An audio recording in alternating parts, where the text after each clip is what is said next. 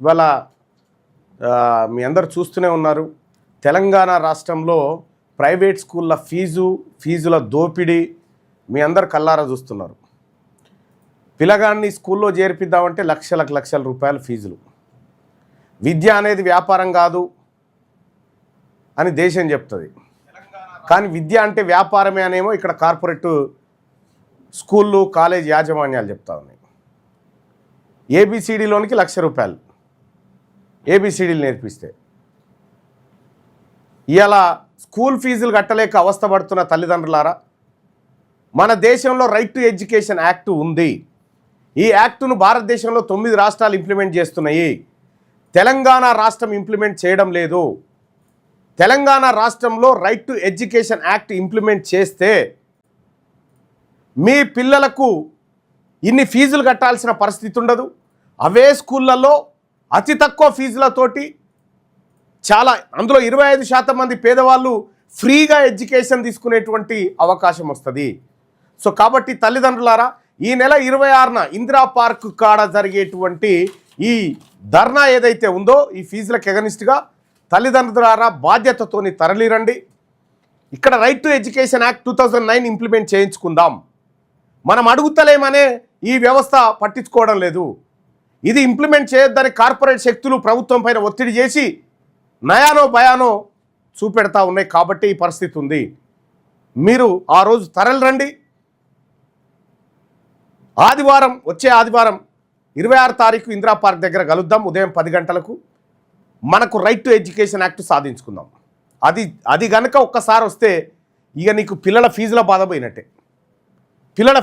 పోయినట్టే.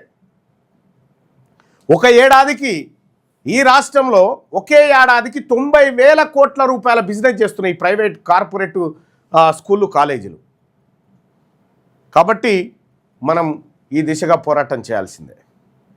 మీరు రండి, మనమందరం కలిసి ఆ హక్కును సాధించుకుందాం. అడగకపోతే అమ్మాయిన అన్నం పెట్టదంటారు. మనం అడగకపోతే, మనం పోరాడకపోతే, మనం ప్రశ్నించకపోతే రైట్ టు ఎడ్యుకేషన్ ఎందుకు ఇంప్లిమెంట్ చేస్తారు? ఇక్కడ కార్పొరేట్ దందాన్ని ఎందుకు ఆపుతారు? అందుకోసమే తరలి రావాల్సిందిగా విజ్ఞప్తి చేస్తున్నా. ఇంకా కొన్ని విషయాలు. ఇటీవల కాలంలో తెలంగాణ ప్రభుత్వం కులగణన డాటా రిలీజ్ చేసింది. అందులో అనేకమైనటువంటి అంశాలు పెట్టింది, కానీ అందులో చాలా అంశాలను దాచిపెట్టింది. ఏమేమి అంశాలు దాచిపెట్టింది? కులగణన మూలమైనటువంటి గ్రామం ఏదైతే ఉందో ఆ గ్రామాల డేటాను ఎందుకు మాయం చేసింది, మండలాల డేటా ఎందుకు మాయం చేసింది, నియోజకవర్గాల డేటా మాయం చేసి నేరుగా జిల్లా ప్లస్ స్టేట్ ఈ 2 మాత్రమే అందుబాటులో పెట్టింది. ఉద్యోగాల విషయంలో అదే చేసింది. తెలంగాణ రాష్ట్రం ఏర్పడితే మన నీళ్లు మనకు వస్తాయి, మన నిధులు మనకు వస్తాయి, మన నియామకాలు మనకు వస్తాయి. నీళ్లు, నిధులు, నియామకాలు, ఇది మన నినాదం. మరి నిజంగా నీళ్ళ సంగతి అయితే నేను అనేక మార్లు చెప్పిన, నిధుల సంగతి అయితే మనందరికీ తెలిసిందే. మనకు రావాల్సిన టీఎంసీలన్నీ, పోతున్న టీఎంసీలన్నీ, ఎంత వాడుకుంటున్నాం అనేటువంటి లెక్కలు మన దగ్గర ఉన్నాయి. కృష్ణానదిలో 550 టీఎంసీలకు 299 టీఎంసీలు. ఇటు గోదావరిలో సుదీర్ఘమైనటువంటి పారకం మన దగ్గర, మన క్యాచ్మెంట్ ఏరియా అంతా మన దగ్గర ఉంటుంది. పారకం లేదు. కాళేశ్వరం కడితే ఆ దస్కున గూలేపాయ. కాళేశ్వరం నుంచి సుక్క నీళ్లు లేవు. ఒక ఆయన అంటారు కాళేశ్వరం నీళ్ళు కాకపోతే ఇవి ఏమంటారు? నీ అమ్మ సన్నాసులారా, చదువుకోర్రా అందుకే అని చెప్తా ఉన్నా. జర చదువుకోర్రా, చదువు అక్షర జ్ఞానం ఉంటేనేమో తెలుసు.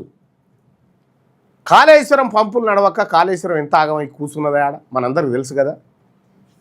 వచ్చే నీళ్ళు శ్రీరామ్ సాగర్ నుంచి ఎల్లంపల్లి నుంచి మానేరు. ఇగో ఇది లెక్క. ఇలా ముఖ్యమంత్రి గారు పోతా ఉన్నాడు, కాళేశ్వరం దొంగలను పట్టిలో పట్టేస్తానని 3 ఏళ్ళ పొద్దాయ దొంగలు బయటనే ఉన్నారు, ఈయన బయటనే ఉన్నాడు, అయిపోయా. ఇక మళ్ళీ ఇలా పోయి వీళ్ళని ఎట్టి పరిస్థితుల్లో వదిలిపెట్టేదన్నా కూడా ఎవరు నమ్మే పరిస్థితి లేడే. ఆల్రెడీ కాంప్రమైజ్ పాలిటిక్స్ కనిపిస్తూ ఉన్నాయి ఆడ. నీళ్ళది అటుపాయ, నిధులది ఈ రేసింగు ఆ రేసింగు, అది ఇక పట్టుకొస్తాం లోపటేస్తాం, అయిపోయారన్న కథం, అది కూడా అయిపోయా. నిధులు కేసీఆర్ కుటుంబం పాలైనాయి, నీళ్ళేమో మళ్ళీ ఎప్పటి లెక్కనే వాళ్ళ పాలే అయిపోయినాయి, పోయిన భూములేమో మనయి. ఇక ఉద్యోగాలు, తెలంగాణ రాష్ట్రం వస్తే నీళ్లు, నిధులు, నియామకాలు. ఇక నియామకాల కథ చూద్దాం. ఇటీవల తెలంగాణ ప్రభుత్వం విడుదల చేసినటువంటి కులగణన లెక్కల ఆధారంగానే, అందులో ఉన్నటువంటి అంశాల ఆధారంగానే ఈ లెక్కలు మీ ముందుకు తీసుకొస్తాం.